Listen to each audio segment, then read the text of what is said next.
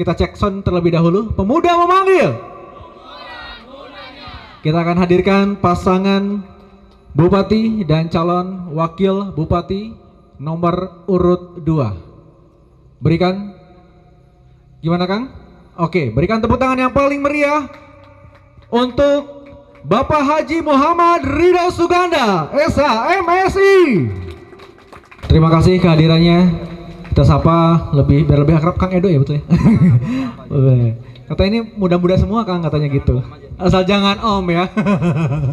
Oke, boleh izin berkenan untuk dapat menempati tempat terlebih dahulu. Izin ya untuk Kang Edo bahwa di sini kita telah hadir 5 panelis. Insya Allah nanti akan ada beberapa pertanyaan dari 5 panelis ini akan dijatah waktu selama 40 menit saja. Karena durasi ini kurang lebih 1 jam kurang ya. Dan nanti juga setelah 5 panelis ini memberikan pertanyaan, kita akan ada pertanyaan dari audiens di sini yang hadir ataupun dari Instagram yang sudah memberikan, dan terakhir ditutup dengan closing statement dari calon Bupati Kuningan. Oke, boleh berikan tepuk tangan untuk seluruh hadirin yang sama-sama hadir. Izin saya duduk di sini. Boleh dipegang mic-nya Kang Edo. Gimana kabarnya? Kita basa-basi dulu nih. Capek. Capek ya? Udah kesana kesini ya? Udah kesana kesini. Makanya jangan jadi mau calon bupati, biar saya aja. Weh, ini berat, kamu nggak akan kuat. Kita cek Dilan banyak Kang. Kang Edo boleh disapa-sapa dong teman-teman yang hadir. Assalamualaikum warahmatullahi wabarakatuh. Kumaha ramangang sadaya pemuda-pemudi Kuningan. Jamang. Mantap, harus tetap sehat dan juga semangat dalam menghadapi sebuah tantangan. Hatur nuhun. Oke, ini ada banyak yang nanya. Kalau tadi yang datang sama pasangan, Kang Edo sendiri, kemana pasangannya katanya?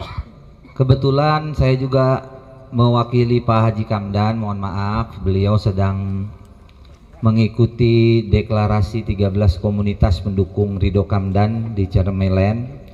Jadi karena ini judulnya Pemuda Memanggil, saya harus datang ke sini karena saya masih merasa sedikit lebih tua daripada Pak Kamdan.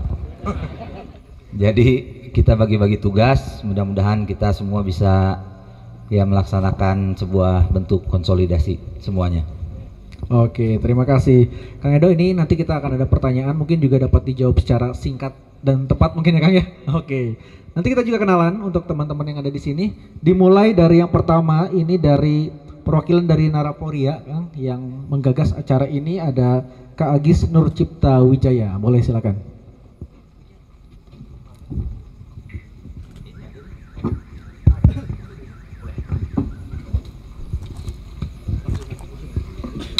Bismillahirrahmanirrahim. Assalamualaikum warahmatullahi wabarakatuh. Perkenalkan, saya Agis Nur Cipta Wijaya, perwakilan dari Naraporia.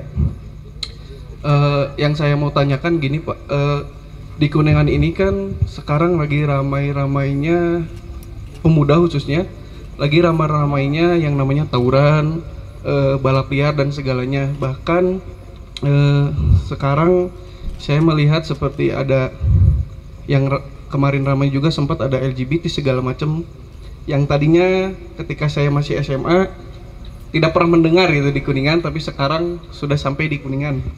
Nah, lalu yang saya tanyakan, itu kan termasuk dari kenakalan remaja. Nah, kenakalan remaja ini tidak jauh pengaruhnya itu dari lingkungan keluarga dan sosial. Yang mau saya tanyakan kepada Bapak, bagaimana Bapak akan bekerja sama dengan sekolah, keluarga, komunitas atau organisasi pemuda untuk memberikan pendidikan karakter yang efektif dan berkelanjutan dalam mencegah kenakalan remaja tersebut. Terima kasih Pak. Boleh, terima kasih untuk Kang Agis. Langsung dijawab boleh ya Kang ya? Boleh, silahkan. Hatur nuhun Kang Agis. Kalau nyebut Bapak karena ini pemuda, push up 10 ya. Punten ya, karena kita tanya mau santai-santai, jadi kita harus santai sedikit. Ya, kita juga harus menghindari ketegangan. Jadi gini Kang Agis ya, saya menjelaskan bahwa sekarang saya tanya di sekolah itu kalau sampai ada anak-anak kita dipukul sama gurunya, pelentung aja, dia besoknya langsung dilaporin sama orang tua muridnya.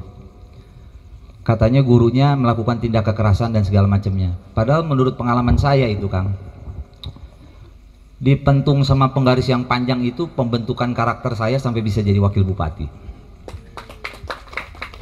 Jadi kalau kita mau mengacu kepada perkembangan zaman dan juga bagaimana kita menyikapi perkembangan zaman, tentunya memang harus dilakukan dari dasar pendidikan. Oleh karena itu Ridho Kamdan mengedepankan yang namanya pendidikan berkarakter dan juga pendidikan yang bisa membentuk karakter diri kita sehingga para pemuda ke depan lebih mampu dan lebih sanggup lagi nanti dalam bersaing. Kalau kita lihat situasi yang ada saat ini, kesempatan tawuran LGBT dan lain sebagainya itu adanya karena memang kita membuka ruang itu gitu. Jadi menurut saya bagaimana caranya untuk bisa menghindari itu, ya kita harus berikan mereka kegiatan pengalihan-pengalihan.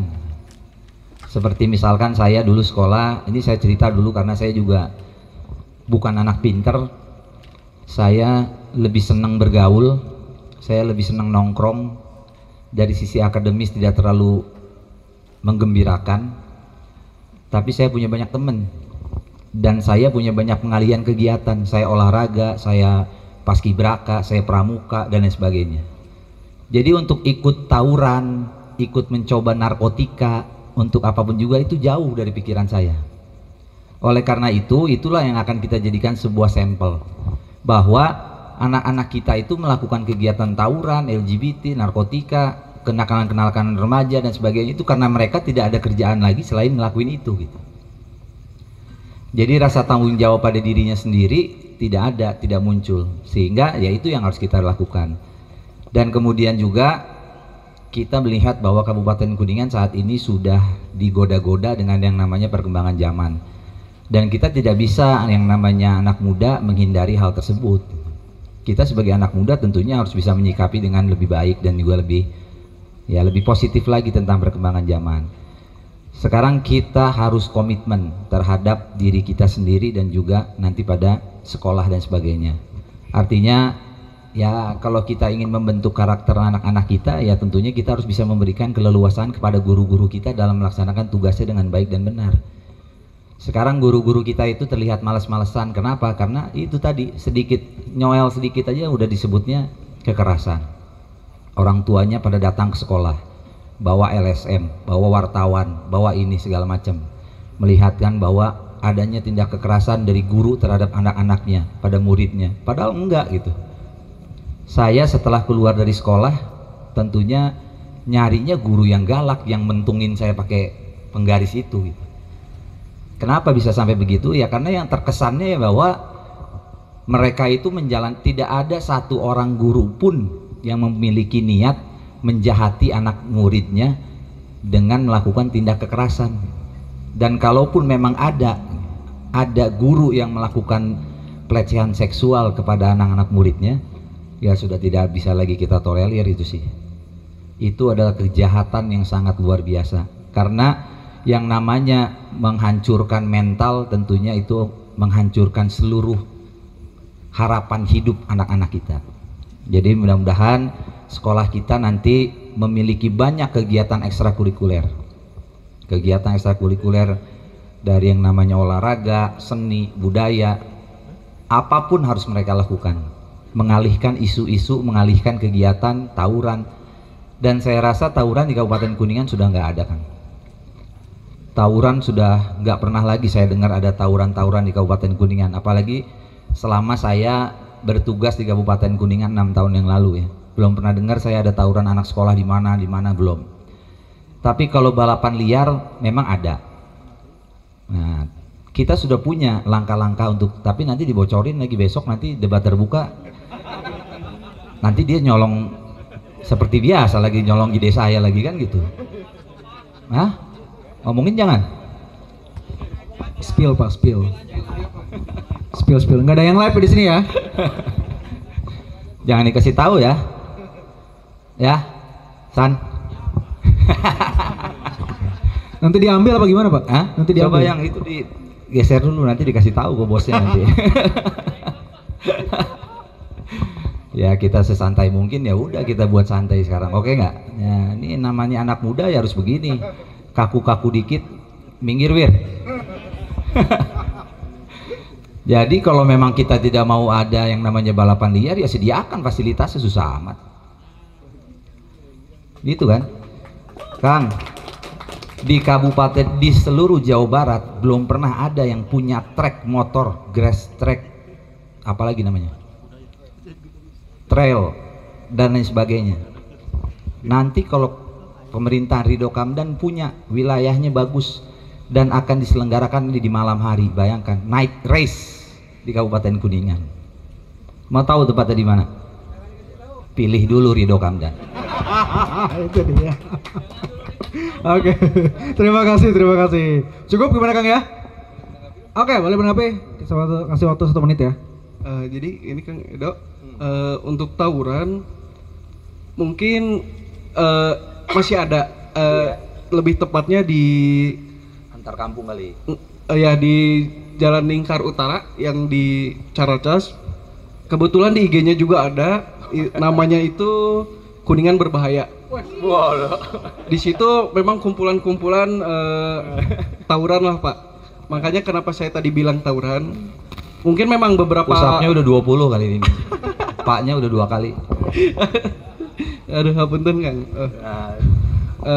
Itu makanya tadi kan yang Akang jelasin itu yang di sekolah.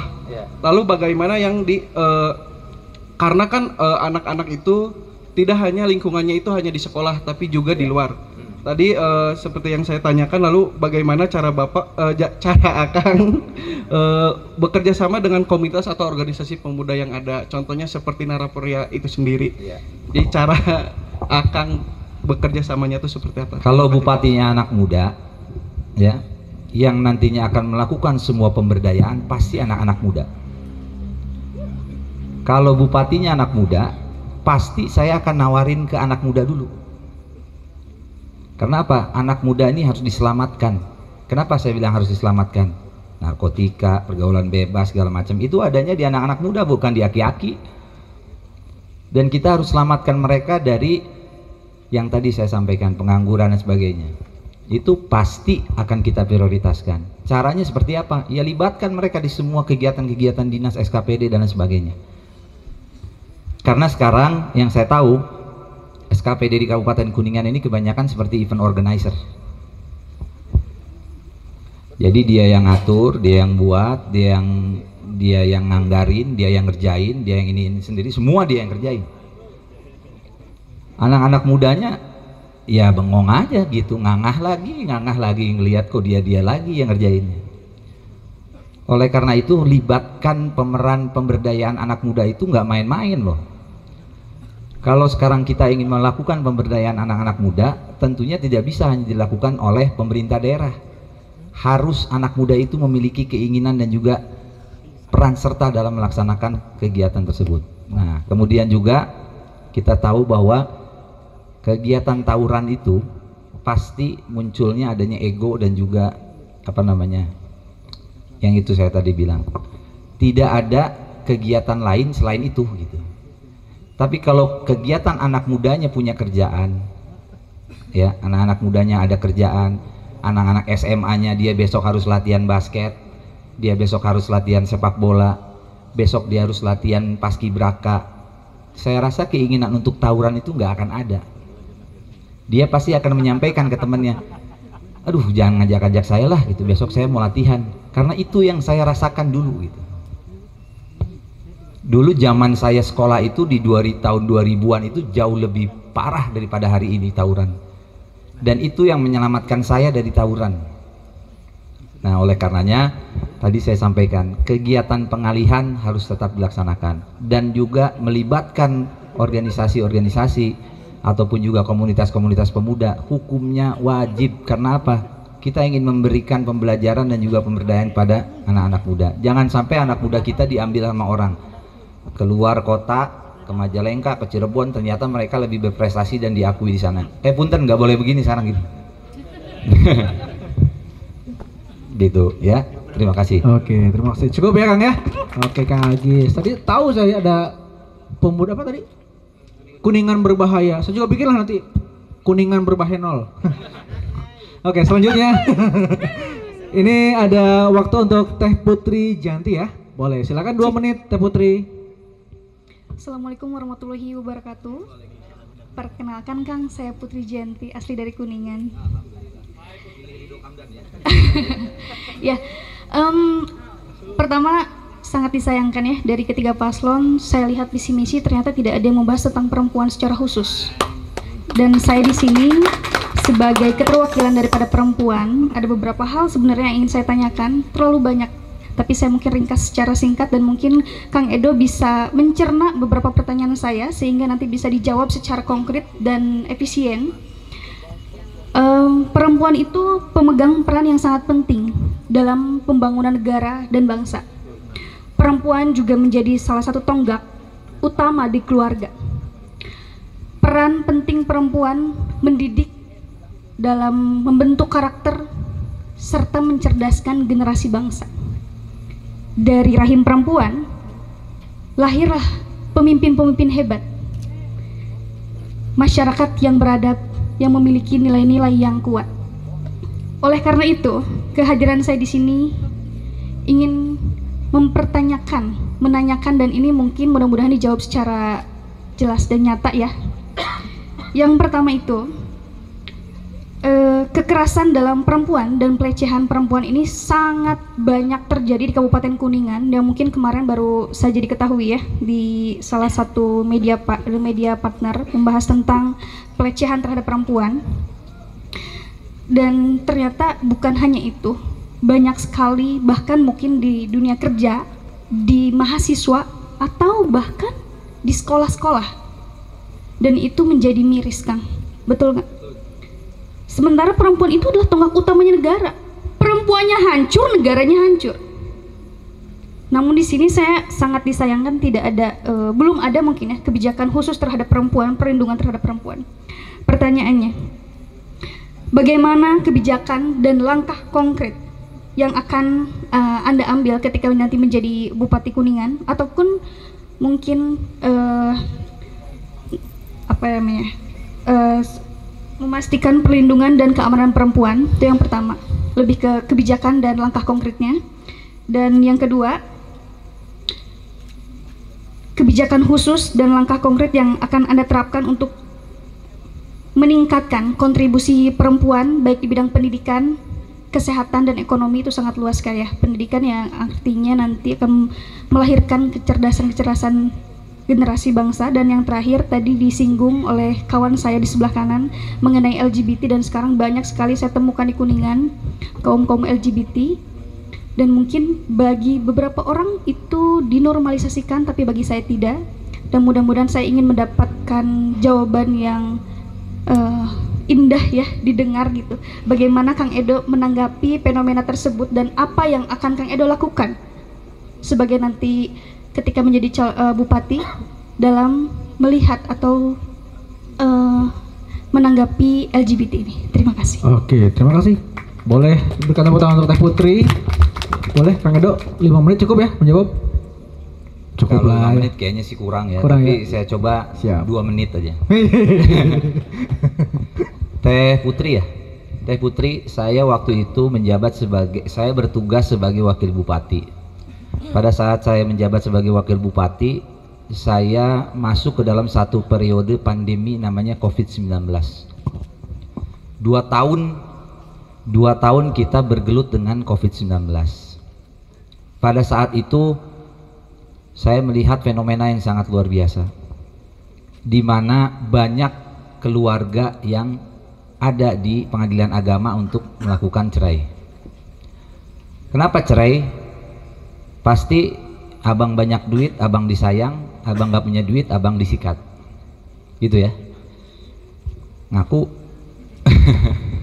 Jadi maksud saya gini, kalau kita ingin memiliki keluarga yang kuat, tentunya perempuan, ibu harus punya pemberdayaan dari sisi kekuatan finansial, ekonomi. Kemandirian seorang perempuan itu wajib hukumnya. Pemberadaan posisi mereka di posisi-posisi pemerintahan yang strategis wajib hukumnya. Untuk bisa keadaannya kesetaraan gender. Untuk bisa meningkatkan kualitas ketahanan keluarga di Kabupaten Kuningan. Oleh karena itu, program UMKM dan lain sebagainya saya akan berdayakan bagi seluruh ibu-ibu yang ingin memberikan sebuah sumbangsih finansial kepada keluarganya.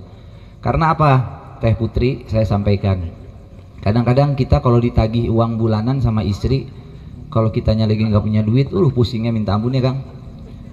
Mana duit bulanan? Misalkan itu. Kamu bisa nggak nanyanya baik-baik? Kalau kamu nanyanya nggak baik-baik, takutnya nanti sayanya jadi kasar. Ya nggak bisa gitu dong, ini kan kebutuhan keluarga terus mendesak. Emangnya anak sekolah nggak perlu dibayar? Emangnya ini, emang ini? Ya sudah, terjadilah kekerasan dalam rumah tangga. Oleh karena itu saya juga berharap pemerintah juga ada hukum hak perlindungan bagi para laki-laki. Karena ternyata Teh, yang lemah itu bukan hanya perempuan, kita juga lemah. Begitu perempuan ngamuk, kita langsung ciut. Di mana Pap? Lagi jalan, mau pulang nggak? Iya mah pulang. Jadi jangan pernah menyampaikan perempuan itu lemah, titik. Perempuan itu sangat luar biasa hebat dan luar biasa kuatnya. Perlu saya sampaikan itu karena Kabupaten Kuningan pernah punya pemimpin seorang perempuan. Jadi ini agak bingung juga kalau misalkan ada sebuah visi misi yang intinya meningkatkan pemberdayaan kualitas perempuan. Ayo kita sama-sama lakukan itu. Untuk menghindari adanya kekerasan dalam rumah tangga, ayo kita bina keluarga kita dengan baik. Dengan cara apa? Menjaga diri, ucapan, dan lain sebagainya. Karena memulainya kekerasan dalam rumah tangga pasti ada apa namanya ya, pemicunya. Ya kan? Kalau misalkan saya bukan mau ngebelain laki-laki atau suami, bukan ini mah. Itu ya. Jadi saya melihat bahwa situasi Covid kemarin memperjelas bahwa ayo kalau kita ingin memperkuat keluarga kita, perekonomian kita, berikan ibu-ibunya pekerjaan yang sibuk. Supaya apa? Supaya mereka punya kemandirian dalam melaksanakan dan juga mempertahankan keluarganya. Saya sangat sepakat bahwa ilmu pertama itu datangnya dari seorang ibu. Sangat-sangat sepakat. Dan saya sangat menyesali kalau sampai ada anak-anak kita yang menyalahkan ibunya karena dia melakukan narkotika, ataupun juga ada yang namanya apa sih, broken home dan sebagainya, nyalahin orang tua. Ini karena orang tua saya gini sih, orang tua saya gini sih. Saya kecil itu orang tua saya udah di Kuningan, saya nggak ngerasa broken home, saya nggak ngerasa makin narkoba, cuma negosipin aja sama yang sebelah. Cuman ini permasalahannya kan kita lihat bahwa apa ya, kita lihat bahwa permasalahan kita ini selalu menyalahkan orang lain, orang tua dan segala macamnya. Nah jadi untuk bisa menghindari yang namanya LGBT, tentunya harus adanya keluarga yang kuat dan juga memberikan pendidikan agama yang kuat dan juga memberikan pemahaman kepada mereka tentang apa yang sudah ditakdirkan oleh Tuhan yang Maha Kuasa, agar kita juga bisa ya memberikan pemahaman kepada mereka. Karena mereka sampai bisa begitu itu karena kebiasaan. Kita biarkan. Orang ada anak-anak laki-laki main boneka, kita biarin. Ada anak laki-laki bermain dengan perempuan, main karet gitu, kita biarin. Ya ujung-ujungnya mereka akan terbiasa. Punten saya sampaikan gini, kalau sampai ada yang ikutan casting di mana gitu, saya sampaikan pulang lagi ke sini, tolong ya jadi laki-laki lagi gitu. Karena apa? Karena lingkungan yang membuat mereka akan seperti itu. Jadi mari kita munculkan lingkungan yang ramah, yang bisa memberikan mereka itu sebuah pemahaman bahwa ya itu tadi, bahwa yang melakukan itu ya adalah salah. Nah mudah-mudahan ini juga bisa menjelaskan sedikit ya, problematika cinta dan rock and rollnya rumah tangga. Karena kita melihat bahwa perempuan harus punya kegiatan aktivitas sehingga mereka juga punya ketahanan dan juga kemandirian dalam rumah tangga. Atur nuhun. Oke, terima kasih ya Teh Putri ya. Boleh tanggapin nggak? 1 menit. Pelecehannya belum dibahas tadi. Iya. Kalau pelecehannya gimana Teh? Ya kan kemarin itu kan ada kasus kan tentang pelecehan perempuan dan ternyata di Kuningan banyak. Nah bagaimana nih peran Bupati Kuningan dalam menanggapi hal itu? Karena gini ya, banyak sekali perempuan yang mendapatkan pelecehan itu, tapi mereka nggak berani untuk ngadu ke siapa, dan bingung sampai sejauh ini di Kuningan belum ada juga wadah untuk menaungi hal itu. Tadi dijelaskan itu sebenarnya jawabannya hampir sama dengan jawaban yang pertama, tapi saya pengen agak lebih jelas lebih konkret. Kalau Kang Edo ngelihat LGBT, apa yang akan Kang Edo lakukan? Kalau Kang Edo ngelihat pelecehan, apa yang akan dilakukan sebagai bupati? Entah itu membuat kebijakan-kah, perbuptah, perda lah, apa segala macam, atau komisi untuk perlindungan perempuan sehingga perempuan merasa aman. Begitu. Dari mulai pencegahan, terus juga pembimbingan sampai pelaporan kan dibimbing ya. Dan afternya itu yang paling sulit karena perempuan itu pasti mengalami yang namanya trauma. Nah, 3 fase ini bagaimana nih langkah Kak Edo? Ini akan berkesinambungan dengan jawaban 1, 2, dan 3. Terima kasih. Kalau Teteh bilang tidak ada naungan untuk bisa pengaduan, saya bisa panggil orangnya. Di dinas kita punya loh. Di dinas di dinas KB itu punya. Perempuan lapor kalau dia dilakukan pelecehan seksual, ada loh. Mungkin Teh Putri belum tahu, tapi saya kenalin namanya Kang Imam tuh, yang suka ngurusin pelecehan perempuan. Sudah ada dan sudah banyak yang melapor ke Kang Imam. Bagaimana di sekolah dilecehkan, dari mana segala macam, bagaimana ada anak di bawah usia sampai harus dilakukan dan sebagainya, sudah banyak. Dan itu sudah kita proses dan juga kita lakukan adanya pembinaan. Pembinaan di dalam sebuah wadah, di mana wadah itu nantinya akan melakukan sebuah pembelajaran dan juga pendidikan, nah, dari mulai agamanya, pendidikan ini ya segala macam dan sebagainya. Teh Putri, saya sampaikan sekali lagi, kalau kita ingin merubah seorang LGBT menjadi orang normal, kayaknya untuk sekarang akan sulit. Tapi bagaimana sesuatu itu bisa dihindari? Ya dengan pendidikan dari rumah. Bagaimana orang tua itu bisa memberikan pemahaman kepada anak-anaknya bahwa ya itu tadi, pendidikan agama dan sebagainya pasti akan mempengaruhi pemikiran mereka.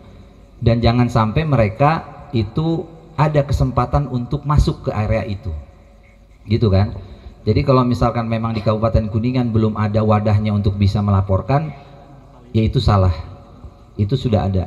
Dan kemudian juga kalau perempuan itu tidak mau melaporkan, saya rasa itu juga saya juga kurang sepakat, karena sudah banyak perempuan yang memang diberikan pemahaman dan juga edukasi. Kalau ada pelecehan-pelecehan yang dilakukan oleh teman sekolah, oleh rekan kerja, oleh segala macamnya dan sebagainya, itu juga sudah ada ininya. Sebagai salah satu contoh, ada kabar kemarin, punten saya sampaikan, ada kabar kemarin ada rekan kerja masuk lagi pelatihan, ada dalam satu kamar, akhirnya mereka dilakukan satu pelecehan. Bagaimana caranya satu orang itu bisa masuk ke dalam satu kamar? Masa dipaksa? Gitu kan? Kalau misalkan kita melihat bahwa adanya kalau misalkan ada sebuah pelecehan, masa ayo masuk, kan ketahuan duluan dong. Nambut sisir. Ya Teh. Jadi cuma ngomong aja ke pilkada sih saya butuh suara, jadi lamun salah ngomong bisa bahaya kan gitu. Ini yang ditunggu-tunggu saya salah ngomong ini kan. Tapi permasalahannya gitu, perempuan ini jangan merasa bahwa mereka ini lemah gitu, maksud saya. Jangan selalu merasa saya ini yang dizolimi itu Pak Iip.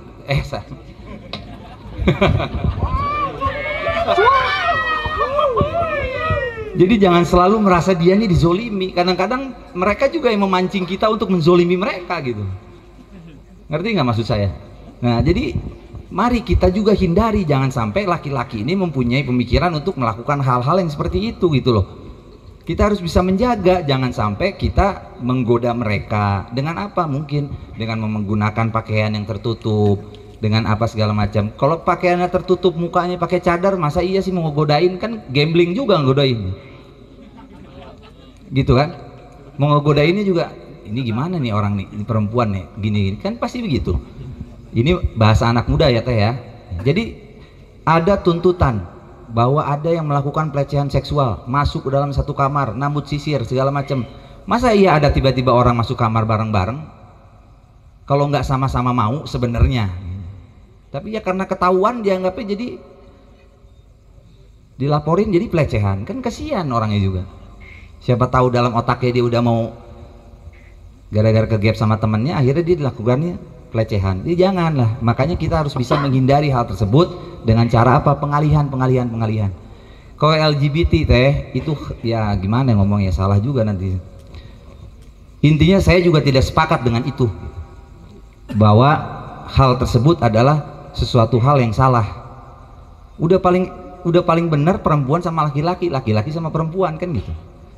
Tapi kalaupun mereka sudah ada di dalam area situ, ya kita sebagai pemerintah melalui dinas sosial tentunya ada upaya nantinya dalam masalah rehab, pembinaan dan lain sebagainya, dan juga apa, kita berikan mereka pekerjaan-pekerjaan yang nantinya akan mengalihkan pemikiran mereka. Jadi intinya kenakalan remaja, narkotika, solusinya cuma pengalihan kegiatan, nggak ada lagi.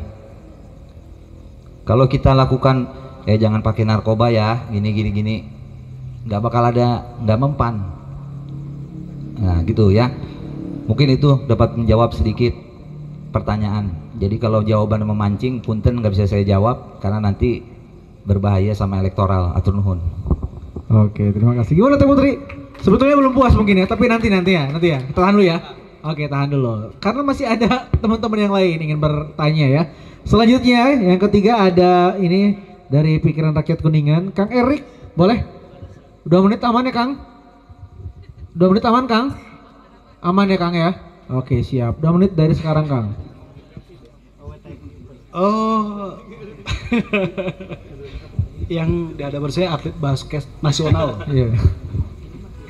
Jadi ya mungkin tema sport aja. Oke, sport, good. Bapak mantan atlet nasional basket Pak ya. Tapi saya gak mau nanya basket. Karena Kuningan gudang prestasinya di atletik Pak. Cuma prihatin, saya sempat dengar lah dari keluhan dari beberapa atletnya. Oh Ridokan ya. Ya mereka atletik itu latihannya kan di Bandung terus Pak. Yang udah berkeluarga apa harus jauh terus sama anaknya gitu ya. Dan saya rasa Bapak juga ketua KONI. Masa sih Pak, kapan nih realisasi dari itu aspirasi atletik agar punya minimal lapang sintetis katanya kan apa itu ya. Dan di zaman bapaknya beliau ya tadi bilang bola sangat luar biasa. Sepak bola Kuningan maju berkat siapa? Ya kan? Ya mungkin harapan saya sebenarnya cuma supporter ya, kalau main bolanya saya gak bisa, kalah lihat Bandit FC apa gitu. Jadi pertanyaannya gimana nih Kang? Iya, jadi kapan Kuningan nih sepak bolanya bisa tembus Liga 1 lah, ini di Liga 3 juga seri berapa gitu Pak ya. Nah itu ya. Terus enggak, mungkin yang ini di luar sport ya, saya keinget tadi keinget bapak beliau, saya zaman sekolah waktu bapak beliau bangun jalan ke desa saya tuh yang dari Nusa Herang ke Sukamulya. Saya masih sekolah pas itu. Beliau bilang tuh Kuningan nih bakal ramenya 2030 menjadi metropolis lah. Nah, dan saya melihat perkembangan hari ini adanya jalan lingkar timur. Saya rasa gagasan-gagasan bapak beliau ya tidak terlepas mungkin dari RPJPD Kuningan sama RPJMD-nya kan pertanian dan pariwisata Pak ya. Dan itu walaupun hari ini saya cek KPU RPJPD yang distorkan ke KPU itu dari Bapeda kajian teknokratisnya belum. Harusnya sudah utuh untuk dijalankan sama kepala daerah baru Pak ya. Nah, jadi ya mungkin apa visi misi yang dan saya lihat di RJPD itu masih sama grand design-nya seperti yang Bapak Pak Edo tuh dulu Kuningan ini pertanian pariwisata, lebih fokusnya itu Pak ya. Apa yang akan lebih digaungkan agar pertanian dan pariwisata Kuningan maju? Lalu saya satu pertanyaan lagi, kenapa JLTS? Apalagi sekarang mangkrak dan katanya ada desas-desus mafia tanah atau apalah. Kalau Kuningan memang potensinya pariwisata Pak ya, kenapa gak dari lingkar timur lurus ke barat ke arah Majalengka ke arah bandara? Mungkin itu Karena di master plan Rebana Metropolitan Pak ya, itu lebih nyambung gitu, bukan ke JLTS itu Pak. Terima kasih Bapak. Oke. Kang, maaf. Boleh Kang? Waktu 5 menit boleh menjawab ya Kang ya? 5 menit nih olahraga sama perencanaan pembangunan kayaknya nggak cukup nih Kang. Cukup ya? Tambah lagi lah. Tambah ya. Kita bahas yang berat dulu ya. Kenapa sekarang kok bisa sampai ada perencanaan RJPD atau RP apa namanya tadi? RPJPD sampai 2030. Sedangkan kita komitmen dengan RDTR-nya aja belum. Ya kan? Tata ruang kita aja RT/RW aja lama banget dimunculinnya. Kok tidak diketok-ketok palu? Wilayah selatan harus jadi apa? Wilayah timur harus jadi apa? Wilayah utara harus jadi apa? Ya kan? Di wilayah utara ada wilayah pariwisata tapi tiba-tiba ada pabrik. Wilayah timur atau juga di wilayah Ciawi sebagai pengembangan kota, tiba-tiba di tengah ada perizinan, ada usulan perizinan pabrik. Masa di tengah kota ada pabrik? Benar nggak? Kemudian juga kita lihat bahwa bagaimana caranya kita mengalihkan. Saya pernah melakukan ini, mungkin kalau yang lain belum. Saya pernah, bahwa ada yang pernah menyampaikan gini, Kang, kenapa sih kalau mau bikin ngurus perizinan di Kuningan susah minta ampun gitu ya? Ya jelas saya bilang gitu, karena Bapak mau bikin pabrik di wilayah utara. Pak, saya orang yang sangat cinta dengan Kuningan. Saya tidak mau merusak tata kota Kuningan pakai hal-hal yang ancur-ancuran, tata kelolanya tidak sesuai dengan yang sudah ditentukan. Kalau Bapak ingin membuat pabrik, mangga di wilayah timur, saya jamin 5 tahun nggak perlu bayar, keluar izinnya. 5 menit keluar izinnya. Dan saya akan berkomitmen terhadap itu. Ada yang pernah mengusulkan, karena dulu saya koordinator pengembangan investasi di Kabupaten Kuningan. Ada yang pernah mengusulkan pabrik ataupun juga perumahan yang akhirnya mengambil wilayah produktif pertanian. Saya bilang, sebelum Bapak membangun pabrik di sini, lewati dulu mayat saya. Kenapa? Karena potensi Kuningan itu pertanian Pak. Kalau Bapak ambil wilayah pertaniannya, ya udah nggak ada potensinya kita. Kalau wilayah pertanian kita diambil oleh toko modern lagi, mau jadi apa kita? Kalau wilayah produktif pertanian kita diambil sama perumahan lagi, mau punya potensi apa kita? Dan kita harus bisa memberikan contoh kepada semua bahwa kalau pimpinannya itu bergerak dan tegak lurus dengan aturan, tidak ada yang namanya sogok menyogok apalagi korupsi, insya Allah tata kota kita pasti akan jauh lebih teratur. Karena yang namanya perizinan pasti sama dengannya ada begitu-begituannya. Karena dulu saya ceritain juga nih,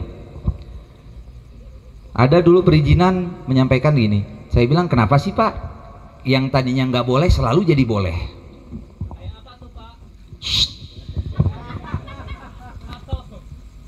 Yang tadinya nggak boleh selalu jadi boleh, kenapa sih? Bapak mau nyelakain kita gitu, ya kan? Kok yang tadinya nggak boleh tiba-tiba diulik sama dinas sampai nih bisa nih, celahnya di sini nih, celananya di sini nih, celahnya nih. Kenapa? Ya, adanya celah. Ya udah Pak, kalau nggak bisa ya jangan Pak. Kalau memang nggak bisa ya bilang nggak bisa. Kita sebagai pemangku kebijakan, Bapak tidak akan pernah masuk penjara dengan hal itu, tapi saya nanti yang akan masuk penjara dan saya tidak mau melakukan itu. Gitu kan? Jadi kenapa sampai sekarang belum dilaksanakan? Karena yang namanya RDTR, RT/RW itu belum ditetapkan secara fix oleh provinsi dan juga Kabupaten Kuningan. Kalau saya, Kang Erik, pengennya wilayah kita jalan lingkar itu dari Sampora, Caracas, Panungan segala macam itu tembusnya langsung ke Dharma terus sampai ke wilayah Cilimus ini ke Sampora lagi. Kita akan punya jalan lingkar yang mengelilingi Kabupaten Kuningan sehingga akses kita itu terbuka semua, perekonomian kita akan terbuka semua. Berbicara masalah ekonomi tanpa aksesibilitas infrastruktur, omong kosong. Kita tidak akan pernah bisa menjual daerah kita tanpa adanya infrastruktur yang baik. Dan itu pernah dibuktikan di tahun 2003 sampai 2013. Begitu membuka wilayah infrastruktur dan sebagainya, perekonomian kita terbuka dan juga nilai IPM-nya menaik dan sebagainya. Itu sesederhana itu sebenarnya. Jadi marilah kita berkomitmen bahwa jangan sampai nanti tiba-tiba kok ada perumahan sih di situ gitu, ya kan? Kan itu udah nggak butuh lagi masyarakat Kuningan perumahan. Oh, di situ ada 2 kapling punya si itu katanya gitu. Ya mau sampai kapan kita punya tata kelola yang baik? Kabupaten Kuningan ini ibarat kata kanvas yang putih ini masih kosong, masih bisa kita coret-coret, kita atur dengan baik. Jadi jangan pernah, kalau kami terpilih, jangan pernah macem-macem ataupun juga berusaha untuk membuat pemerintahan kita akhirnya menjadi korupsi dan juga kolusi nepotisme. Karena komitmen kami bagaimana caranya kita memberantas dan juga membumi hanguskan hal-hal yang seperti itu.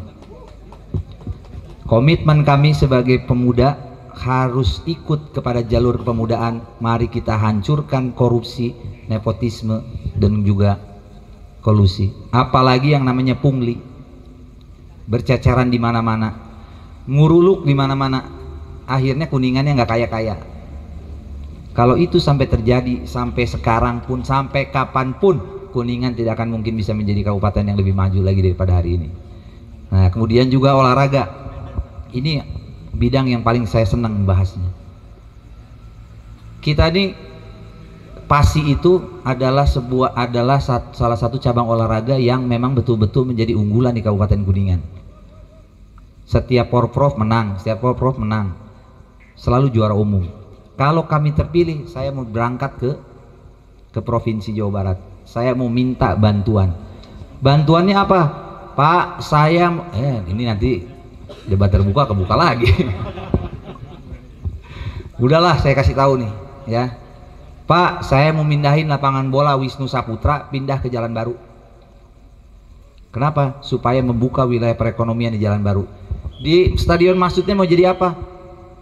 Tempat balapan motor, tempat sirkuit pacuan kuda, tempat apapun, konser musik dan segala macamnya.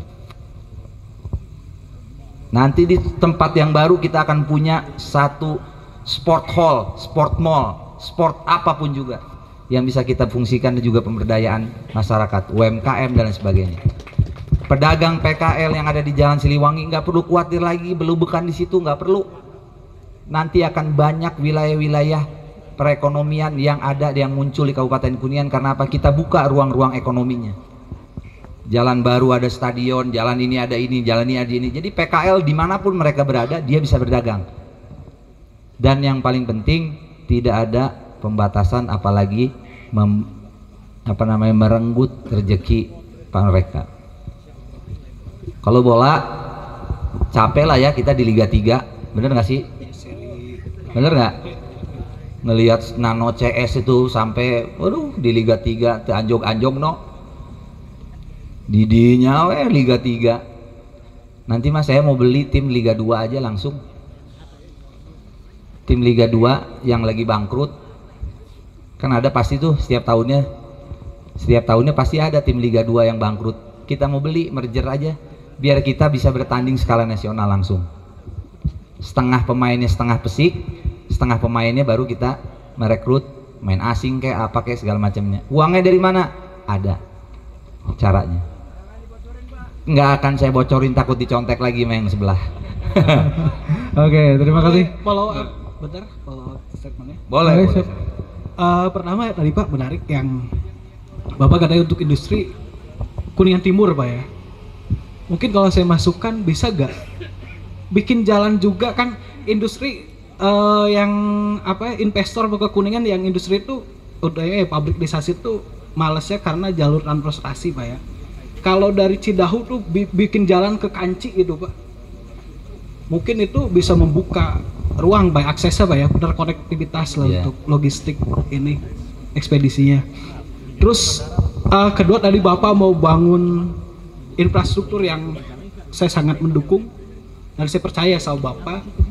Hanya Kuningan kan hari ini sedang defisit yang luar biasa besarnya. Bagaimana formula Bapak untuk menyelesaikan defisit? Katanya gagal bayar lah atau apalah. Lalu bagaimana alokasi untuk proyeksi pembangunan Bapak yang luar biasa itu, Pak? Ya, ini siapa yang bikin gagal bayar sih?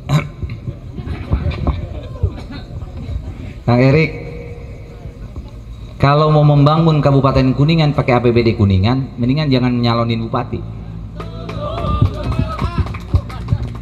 Membangun Kabupaten Kuningan dari zaman dulu nggak pernah pakai APBD murni Kabupaten Kuningan, Kang. Bicara APBD Kuningan, omong kosong, hanya bisa bayar gaji. Nanti APBD itu mau saya bagi aja semuanya sama ASN, sama perangkat desa, sama apa segala macam, semua peningkatan kualitas dan juga pemberdayaan dan juga kesejahteraan merekanya pasti akan meningkat. Kita akan punya tim fundraising yang kerjaannya tuh nongkrong di kementerian A, B, C, D, E, di provinsi A, B, C, D, E segala macam. Sampai ada bocoran mau turun anggaran, ambil, turun anggaran, ambil, gunakan untuk pembangunan, dan tidak boleh ada yang mengklaim bahwa yang menurunkan anggaran ke sini itu anggaran saya, tidak. Karena apa? Mau bagaimanapun juga saya tidak pernah melihat ada juga yang bekerja sama seperti itu dengan kita saat ini. Ya Kang ya. Dan juga kita melihat bahwa kalau kita berharap terus-terusan ke APBD, mau sampai kapan kita membohongi masyarakat? Iya. Karena duitnya nggak ada. Duitnya itu harus dari pusat. Kabupaten Kuningan itu bisa membangun sedemikian rupa. Nggak ada duit APBD yang digunakan untuk pembangunan kita. Kecuali apa? Kecuali kegiatan-kegiatan yang kecil, jalan lingkungan, apa segala macam. Jalan lingkar pusat, ya kan? Pembangunan kantor Pemda yang baru provinsi, nggak ada Kang pembangunan yang dari APBD. Jadi mau gagal bayar mau nggak ngaruh, gitu ya, nggak ngaruh karena anggarannya itu dari pusat. Nah oleh karena itu optimislah, kita ini harus optimis dalam segala macam hal, apalagi melihat bahwa situasi Kabupaten Kuningan yang tadi disampaikan tidak memiliki kekuatan finansial. Ya udah biarin aja, toh kita mau ngambil dari luar kok. Nah Kang bentar, satu lagi ini cuma ya relate yang ini. Oke, siap. Kan 1 menit ya Kang ya. Ini yang lain sudah nunggu soalnya. Mungkin nggak semenit, kurang dari semenit. Siap. Bapak tadi tanpa APBD Pak ya. Kalau untuk kampanye sekarang murni anggaran Bapak kan, tanpa bohir ataupun, karena saya sempat mendengar kata Kuningan akan ada investasi yang masuk ke Cimahi dengan pembebasan lahannya 1.500 hektar katanya, ada investasi dari Cina katanya. Saya ini ya pengennya ke semua calon dari nanya, tadi lupa. Padahal tadi ketua TKPRD ya, khawatirnya kan ini ada demokratik enggak, saya khawatir ada demokratik lead corporate ya. Jadi ada calon yang dibohirin sama investor itu agar nantinya udah jadi ini kan. Apalagi saya katanya dengar lahan yang mau dibebasin itu LP2B sebagiannya gitu Pak. Itu aja, terima kasih.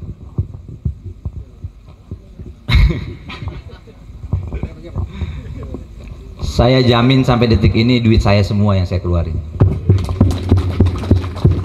Oke, cukup ya Kang. Oke, terima kasih.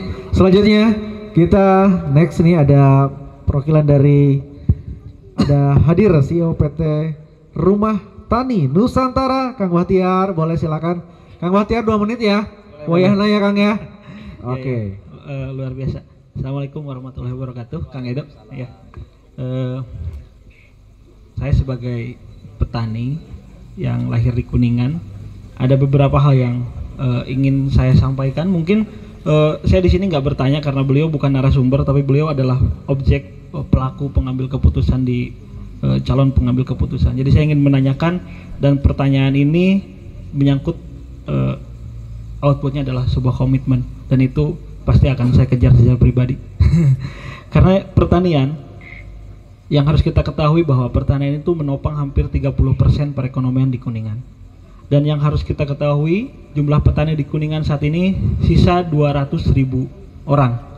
Dengan hampir 60%-nya adalah petani gurem. Petani gurem itu adalah petani yang tidak memiliki skill dan kemampuan yang tinggi, sehingga rawan masuk ke jurang kemiskinan.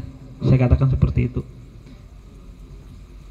Pembagian usianya saat ini hampir 65% usia di atas 45 tahun, 30 sampai 45 tahun kurang lebih 25%, dan hanya 20 sampai 30 tahun usianya 10%. Ini riset saya pada tahun 2021, 10 tahun ke depan wajah pertanian di Indonesia ataupun di Kuningan akan terjadi defisit jumlah petani. Meskipun program petani milenial dan lain sebagainya itu sangat banyak sekali, meskipun hanya seremonial, Pak. Pertanyaan saya adalah, pertanyaan saya tadinya ada 8 tapi saya coret-coret karena waktu terbatas ya. Jadi saya ada 3 pertanyaan. Yang pertama, Pak, dengan permasalahan di atas, Pak, kira-kira langkah Bapak kalau misalkan jadi Bupati Kuningan, langkah strategisnya untuk menyelesaikan permasalahan tersebut dengan catatan menghilangkan kegiatan-kegiatan yang sifatnya seremonial, Pak. Karena kebetulan kebun saya yang ada di Kuningan itu adalah objek yang paling sering dipakai untuk gunting pita, Pak. Dan saya nggak pernah hadir, Pak, di situ. Lalu pertanyaan yang keduanya, Pak, saat ini lahan pertanian di Kuningan itu, data yang saya dapat dari data BPS Kabupaten Kuningan, hampir 43,8% lahan pertanian. Balik lagi bahwasanya kemajuan sebuah kabupaten tidak bisa kita menutup diri terhadap investor, Pak. Tadi yang disampaikan oleh Akang yang ada di depan. Nah, bagaimana, Pak, langkah Bapak ke depan untuk mengatur tata kelola lahan di Kabupaten Kuningan sehingga lahan pertanian produktif tetap terjaga dan tidak terjadi alih fungsi lahan secara ekstrim dan menyalahi peraturan perundang-undangan yang tadi Bapak sampaikan, lahan pertanian tiba-tiba ada perumahan dan lain sebagainya. Jadi saya katakan itu namanya pencucian kebijakan, Pak. Pencucian kebijakan, jadi kebijakannya abu-abu begitu. Lalu pertanyaan yang ketiganya, Pak, bagaimana pendekatan Bapak kolaborasi antara pemerintah, lembaga pendidikan dan swasta seperti saya dalam pengembangan pertanian demi mendukung program pemerintah pusat dalam hal ketahanan pangan nasional dan swasembada pangan.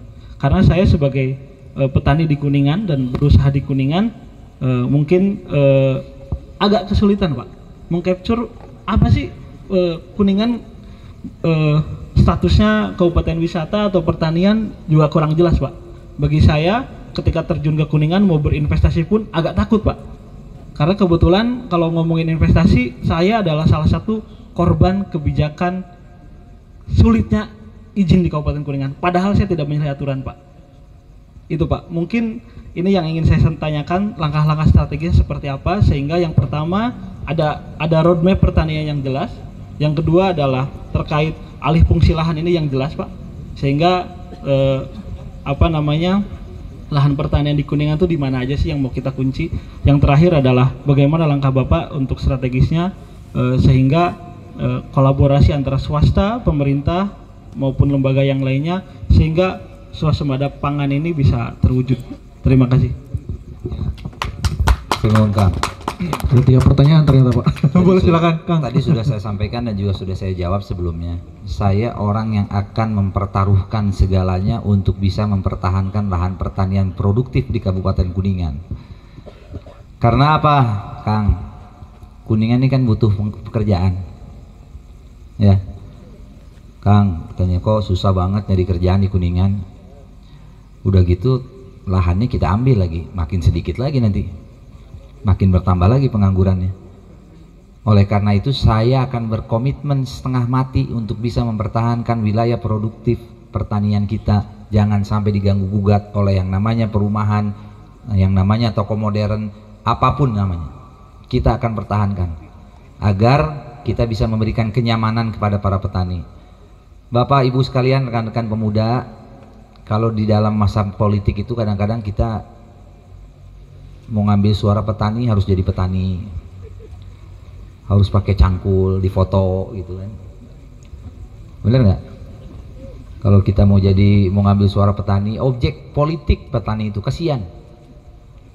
Kalau kita lagi butuh suara, kita harus pakai celana cingkrang datang ke sawah, nyangkul segala macam. Karena naonan kayak gituan, padahal kita ini mau jadi bupati bukan mau jadi petani. Tapi bagaimana bupati itu bisa memberikan sebuah kebijakan yang akhirnya nanti petani itu merasa nyaman dan juga mempunyai harapan hidup dari masalah bertani. Itu yang harus dilakukan. Yang pertama tadi mempertahankan wilayah pertanian kita. Kalau untuk di mana sajanya, untuk saat ini saya belum bisa menjawab. Karena kita harus komunikasi dengan pihak Bapeda, wilayah-wilayah mana yang nantinya akan menjadi sebuah wilayah pertanian yang tidak boleh diganggu gugat oleh apapun juga. Untuk bisa menjaga air yang bersih, dihindar dari namanya limbah dan lain sebagainya. Di bidang anak-anak muda itu kenapa belum mau turun ke sawah? Karena mereka belum tahu keuntungan jadi petani itu apa. Nah itu ya. Kalau anak muda tuh kan kalau mau ditawarin sesuatu tuh, lu nanti ngerjain ini ya, nanti untungnya tuh ini nih, baru mereka mau. Akhirnya dinas pertanian kita harus rajin turun ke bawah dan juga memberikan informasi kepada para pemuda. Misalkan gini Kang, kenapa UMKM kita tape ketan yang ada di Ciberem, kok ngambil daun jambunya harus jauh-jauh ke Majalengka? Emang kita nggak bisa nanam jambu? Ngobrol dong, ente ngobrol gitu. Antar dinas tuh ngobrol, kerjasama. Nanti dinas Kopdag Perin ngomong ke dinas pertanian, tolong dong kasih tahu ke desa A, tolong tanemin daun jambu misalkan gitu, atau pohon jambu. Karena apa? Nanti si jambu itu pasti ada yang beli. Di mana? Di Ciberem. Untuk apa? Untuk ngebungkus ketan. Akhirnya nanti anak-anak mudanya pasti berpikiran, oh iya kalau pasti ada yang beli, saya mau deh gitu. Karena selama ini kan pertanian ini gambling, gitu kan? Mau nanam ini nggak taunya tahun depannya sudah tidak lagi dibutuhkan oleh masyarakat. Nah info-info itu kita harus punya. Tahun depan cabai yang akan mahal. Tahun depan kita pernah korban yang namanya tanaman porang. Boomingnya setengah mati. Begitu tahun depannya nggak ada yang laku, bangkrut semua petaninya. Dan itu tidak boleh terjadi. Dan itu bisa dilakukan dalam masalah adanya pembinaan dari dinas pertanian kepada seluruh masyarakat atau apalagi petani-petani. Jangan sampai lagi para petani kita terjebak dalam situasi yang begitu-begitu aja. Kadang-kadang petani kita misalkan kebutuhan pupuk, kita sangat kalau datang kemana-mana pupuk lagi yang diminta, kurang lagi. Padahal ternyata pupuknya sih cukup, cuman petaninya menggunakan pupuknya kebanyakan. Akhirnya jadi kurang. Akhirnya mereka jadi nyari lagi pupuknya. Kenapa pupuknya kurang? Kenapa pupuknya cuma sedikit? Kuotanya harus minta ditambah. Padahal mereka menggunakan pupuknya terlalu banyak dengan wilayah pertaniannya yang sedikit, yang kecil. Komitmen saya, komitmen Ridho Kamdan tentunya akan tadi mempertahankan wilayah pertanian produktif dan juga kita harus bisa menjaga tadi adanya pihak kolaborasi untuk bisa terus mengedepankan hasil-hasil pertanian Kabupaten Kuningan. Saya berharap bahwa Jawa Barat, Kabupaten Kuningan, makanya kita punya Jembar jadi emasnya Jawa Barat. Kita ingin Kabupaten Kuningan menjadi sentra pangan se-Jawa Barat. Semua kebutuhan pangan harus ngambil dari Kuningan. Dia mau ngambil beras harus ngambil beras Kuningan. Dia mau butuh cabai harus dari gini, dia mau butuh bawang harus ngambil dari Kuningan. Semuanya se-Jawa Barat butuh makan dari Kuningan. Kaya kita pasti. Kenapa? Karena wilayah pertanian kita masih termasuk yang lebih banyak daripada daerah-daerah yang lain. Nah, oleh karena itu pemerintah harus punya keberpihakan kepada pertanian. Apalagi kalau Kabupaten Kuningan punya keunggulan di pertanian. Nggak usah juga pertanian dengan pariwisata. Mau kabupaten pariwisata atau kabupaten pertanian sih, kita logo aja masih bingung kan. Mau ikan, mau bokor, apa mau kuda. Nah kan, jangankan yang berat seperti pertanian dengan juga pariwisata, nentuin logo Kuningan aja oleh-oleh buat orang yang datang aja masih bingung. Batik Kuningan itu yang sekarang dipakai orang-orang Pemda, di sininya bokor, di sininya kuda, di sininya ikan. Ini mau yang mana? Jadi hal tersebut harus ditentukan dan harus dipastikan. Mau yang mana kita? Mau pertanian atau pariwisata? Kalau mau pariwisata, berikan anggaran sebesar-besarnya ke Dinas Pemuda, Olahraga dan Pariwisata sehingga infrastruktur semuanya mengarahkan ke pariwisata, pertanian akhirnya pertanian mengarahkan ke pariwisata, olahraga akhirnya olahraga yang mengarahkan olahraga pariwisata dan lain sebagainya semuanya. Kalau mau pertanian, berikan anggaran yang besar ke pertanian sehingga apa? JUT-nya akan dibangun, alat-alat canggihnya akan datang dan lain sebagainya. Karena kebijakan pemerintah itu ujung-ujungnya anggaran. Atur nuhun. Oke, terima kasih ya Kang Edo sudah menjelaskan. Cukup ya Kang ya? Kang dikit, sorry. Kurang dari 1 menit. Kira-kira Kang Edo mau pariwisata atau pertanian ya? Kalau kita melihat dari melihat dari potensinya, potensi kita itu yang pertama pasti pertanian. Kan kita bisa lihat di situ ada 5 dasar pendapatan yang ada di Kabupaten Kuningan. Yang pertama pertanian. Jadi tidak perlu lagi membahas tentang masalah mau yang mana, mau pertanian atau pariwisata. Itu sudah jelas nomor 1-nya itu pertanian. Kenapa Kuningan masih menjadi kabupaten miskin? Karena petaninya belum diurus. Titik. Oke, terima kasih. Cukup ya Kang ya? Cukup, thank you ya. Terima kasih untuk Kang Bahtiar dari CEO PT Rumah Tani Nusantara. Dan kita ya ke yang terakhir nih. Tadi yang tadi biasanya yang gong ya. Prof, ya Prof, kita 2 menit ya Prof ya. Oke, ada Prof Suwari Ahmadian. Ini salah satu dosen Fakultas Hukum dari Universitas Kuningan. Boleh Prof. Ya, terima kasih moderator. Assalamualaikum warahmatullahi wabarakatuh. Selamat malam Kang Edo. Iya. Tadi kan bicara terkait dengan investasi juga ya. Bicara terkait dengan pemuda ya. Nah, di sini kan yang kita tahu bahwa Indonesia itu hambatan investasinya nomor 1 adalah korupsi. Ya. Di Malaysia itu nomor 6, di Thailand itu nomor 5, dan di Singapura itu nomor 16. Nah, kita hambatan itu korupsi ya yang pertama dalam hal investasi begitu. Yang berikutnya adalah terkait dengan pemuda ini kan selain juga mereka ingin melakukan wirausaha, mereka juga ingin pendidikan tinggi. Nah, salah satu data yang di Kuningan itu adalah bagaimana tingkat pengangguran cukup tinggi, pendidikan juga rata-rata sekolah itu hanya sampai kelas 2 SMP kalau tidak salah, gitu ya. Nah, pertanyaan pertama tentu bagaimana kira-kira komitmen Kang Edo terkait dengan perizinan investasi yang baik dan bersih. Tentu itu perlu komitmen. Nah, komitmen yang konkret itu yang kami harapkan, misalkan ada kebijakan atau langkah-langkah yang konkret ya dalam hal tadi mengantisipasi pemerintahan kita yang tadi tanda kutip korup ya. Bagaimana langkah konkretnya yang pertama. Yang kedua, investasi juga terkaitan dengan masalah lingkungan. Nah, bagaimana program konkretnya investasi itu tetap memperhatikan lingkungan? Apakah mau diapakan misalkan programnya ya. Yang ketiga adalah terkait dengan pendidikan. Kita di Kuningan itu kan ada beberapa kampus Kang ya. Ada kurang lebih 8 kampus, dan ini termasuk 5 besar sumbangsi terhadap pertumbuhan ekonomi kalau tidak salah. Nah bagaimana, apa programnya ya untuk meningkatkan rata-rata sekolah ya? Apakah ada program beasiswa atau program apa yang kira-kira konkret dirasakan oleh teman-teman pemuda sehingga diharapkan tadi selain teman-teman bisa berusaha dan juga mengenyam pendidikan yang cukup tinggi. Itu mungkin sedikit pertanyaannya. Terima kasih. Nanti kalau ada yang belum terjawab tolong diingetin ya Prof. Kenapa Kuningan kurang lapangan pekerjaan?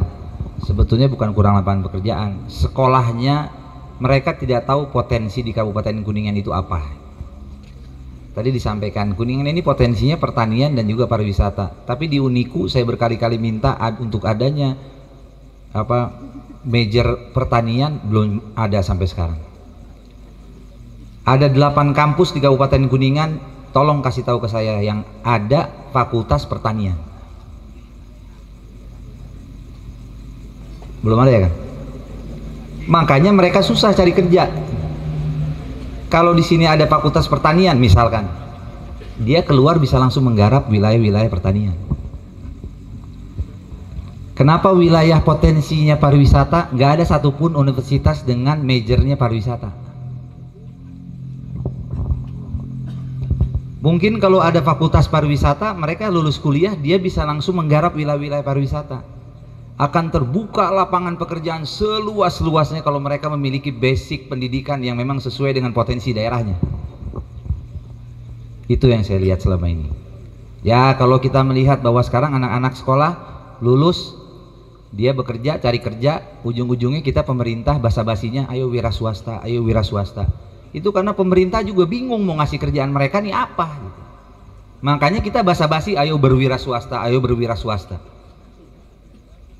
Padahal yang kita inginkan itu bukan kita yang nyuruh, tapi mereka memiliki keinginan untuk bisa mempunyai jiwa wirausaha entrepreneurship.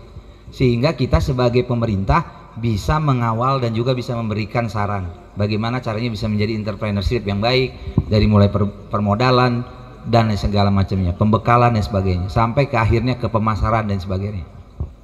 Jadi pembangunan Kabupaten Kuningan butuh peran serta dunia pendidikan. Itu sudah pasti. Dan juga Prof, setiap kampus itu punya anggaran. Kalau nggak salah dia punya 3 apa namanya itu, tridharma. Salah satunya apa sih? Pengabdian. Bentuk anggaran pengabdian, kita ambil contoh Uniku saja. Kalau kita bisa bentuk pengabdian yang ngambil dari Uniku, dari sekian miliar yang mereka punya setiap tahunnya, saya rasa bisa melakukan sebuah kerjasama dengan pemerintah daerah untuk masalah pemberdayaan anak-anak muda dan sebagainya. Tapi untuk sampai saat ini kita juga belum ada langkah ke sana. Nanti begitu Ridho Kamdan diberikan amanah, amin, kita akan muter universitas-universitas negeri yang ada di Indonesia, UI, Pajajaran, Undip, mereka nih punya anggaran dan gede-gede, IPB 10 triliun, bayangin 1 tahun. Duitnya bisa kita ambil, bisa kita minta mereka untuk bisa berperan serta dalam masalah pembangunan di Kabupaten Kuningan. Itu hanya dari universitas. Tuh kan dibocorin lagi, ini mah licik nih acaranya.